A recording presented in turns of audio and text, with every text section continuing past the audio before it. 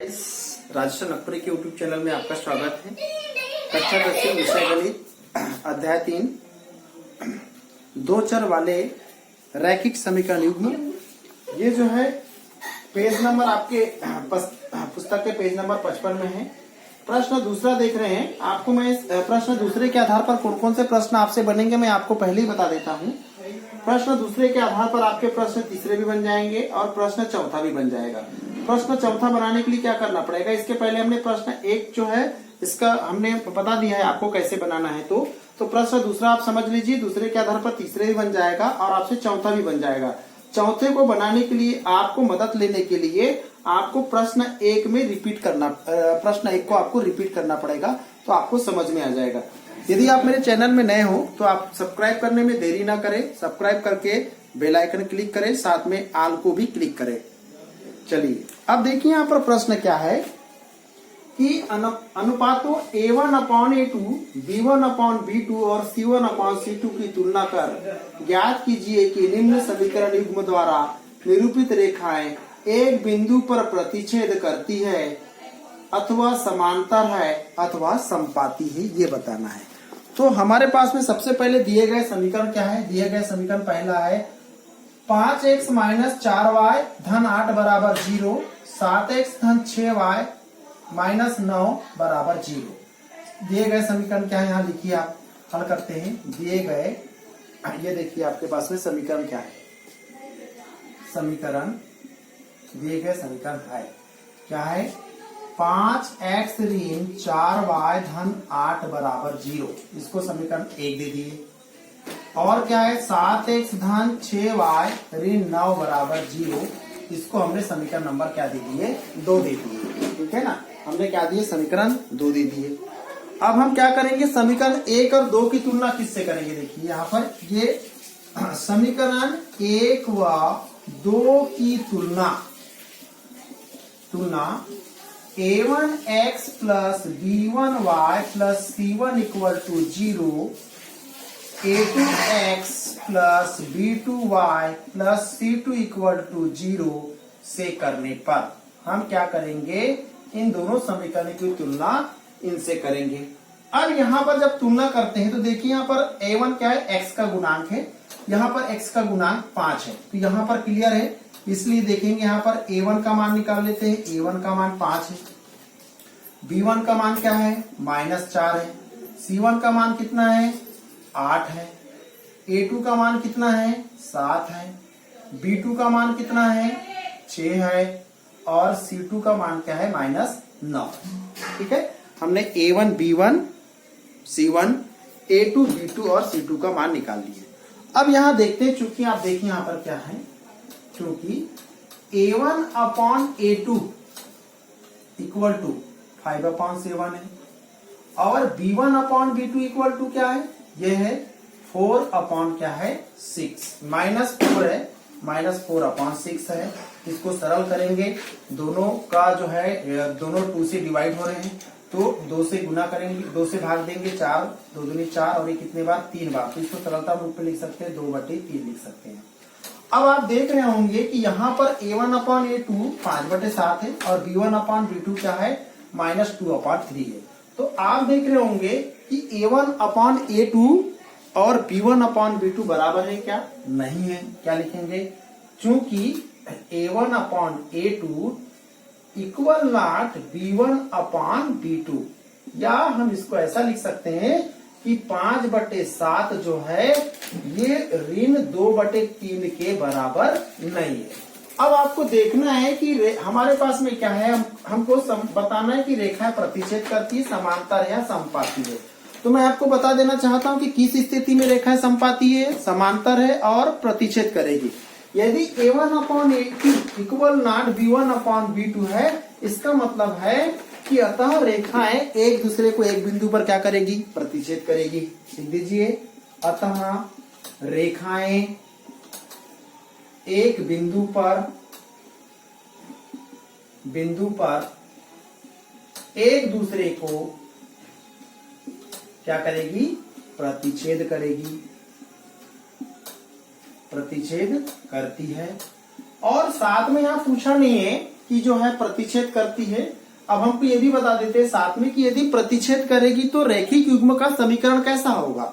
इसका रैखिक युग्म का समीकरण का जो हल होगा वो संगत होगा। चाहे तो आप ये भी बता दीजिए, प्रश्न में पूछा नहीं है फिर भी आप बता सकते हैं। यहाँ लिख देता हूं मैं, ताकि इसके आधार पर आप प्रश्न दूसरे और तीसरे को हल कर सकते हैं। यहाँ लिख सकते हैं रैखिक समीकरण युग्म संगत होगा। ठीक है, किस स्थिति में यदि रेखा एक दूसरे को प्रतिच्छेद करेगी तो रैखिक समीकरण का युग्म कैसा होगा, संगत होगा। चलिए अब इसी प्रश्नावली का हम प्रश्न दूसरा देखते हैं। चलिए क्या है, तो यहाँ पर प्रश्न दूसरा देखिए जरा, थोड़ा जल्दी बताने का प्रयास करता हूं मैं आपको। पहले वाले क्या समझ में आ गया होगा। दूसरे में देखिए यहाँ पर क्या दिया है कि 9x plus 3y plus 12 equal to 0 और ये है 18x plus 6y plus 24 equal to 0।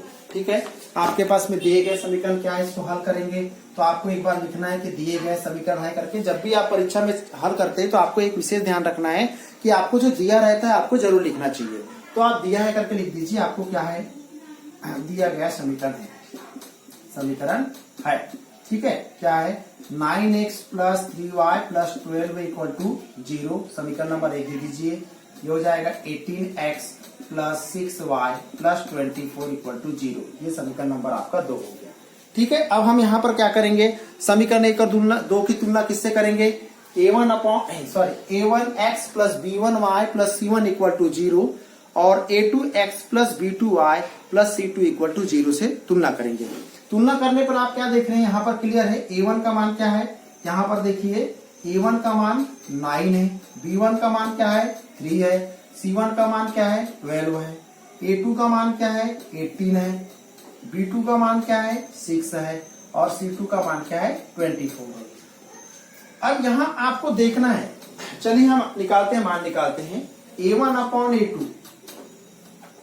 Equal to 9 upon 18। इसको सरल कर सकते हैं, क्या कर सकते हैं, 3 से दोनों डिवाइड हो रहा है तो ये 3 तिया 9 और ये कितने बार होगा 6 टाइम होगा, तो इसको लिख सकते हैं 3 अपॉन 6 लिख सकते हैं।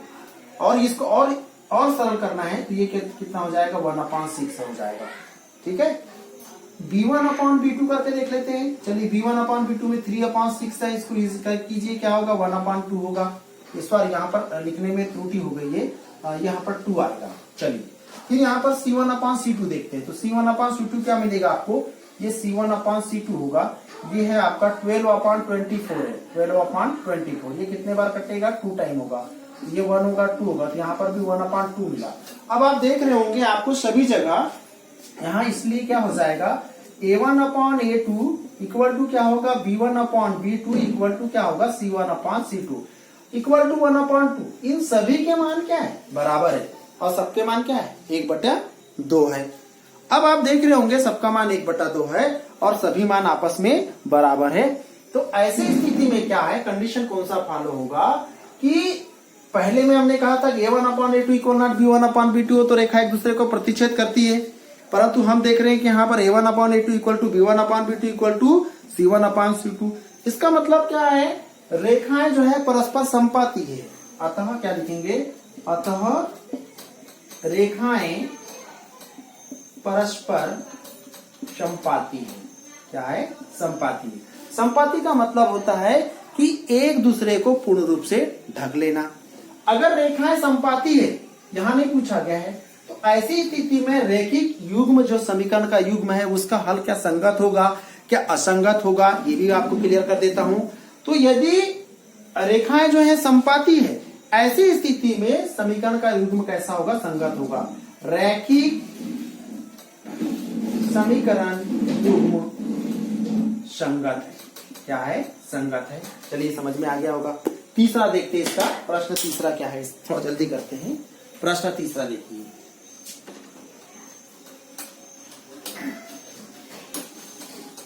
तीसरे में क्या है, तीसरा प्रश्न है इसका 6x minus 3y plus 10 equal to 0 और है 2x minus y plus 9 equal to 0। ठीक है, अब यहाँ पर क्या करेंगे, हल करेंगे तो आप एक बार जरूर लिखिएगा। जब हल करेंगे तो दिया गया समीकरण क्या आपके पास में दिया है, दिया गया समीकरण है क्या है 6x minus 3y plus 10 equal to 0। समीकरण number 1 2x minus y plus 9 equal to 0। Equation number 2।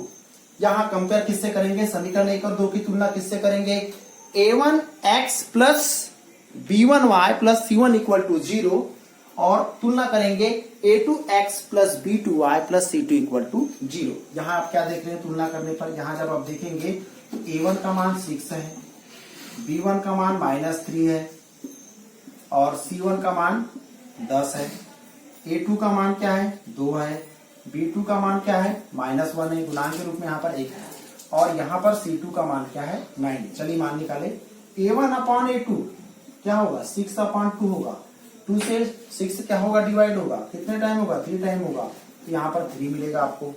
ठीक है, यहाँ b1 अपॉन b2 निकालते हैं, b1 का मान कितना है, इसका मान -3 है और इसका मान माइनस है, माइनस से कैंसिल होगा, कितना होगा 3 होगा। c1 अपॉन c2 निकाल लेते हैं, चलिए c1 अपॉन c2 निकालते हैं तो क्या देखते हैं c1 अपॉन c2 यहाँ पर 10 है और यहाँ पर क्या है 9 है। ठीक है, अब आप देख रहे होंगे a1 upon a2 equal to b1 upon b2 तो है, परंतु c1 upon c2 equal not है। अतः हम क्या लिखेंगे कि a1 upon a2 equal to b1 upon b2 equal not c1 upon c2, क्योंकि ये दोनों बराबर है पर तीसरा जो है बराबर नहीं है। अब ऐसी स्थिति में हमको बताना है कि क्या रेखाएं समांतर होगी, प्रतिच्छेद करेगी या संपाती होगी। तो आपको कंडीशन को याद रखना है, ये जो है वस्तुनिष्ठ प्रश्न में जरूर पूछता है कि a1 upon a2 equal to b1 upon b2 equal not c1 upon c2, या तीनों के लिए अलग अलग पूछता है कि ऐसी स्थिति में क्या रेखाएं प्रतिच्छेद करती है, समांतर है अथवा संपाती है।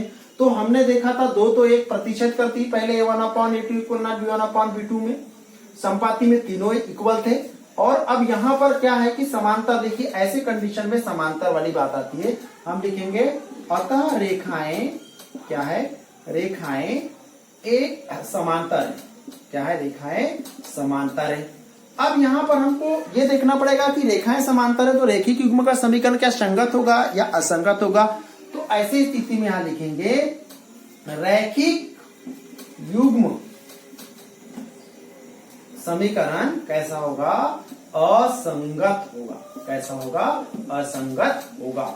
तो मेरा मानना है कि आपको जो प्रश्न दूसरे का पहला, दूसरा और तीसरा जो प्रश्न था बहुत आसानी से समझ में आ गया होगा और इसी के आधार पर आपका प्रश्न जो है प्रश्नावली 3.2 का प्रश्न तीसरा और प्रश्न चौथा बहुत आसानी से बना सकते हैं।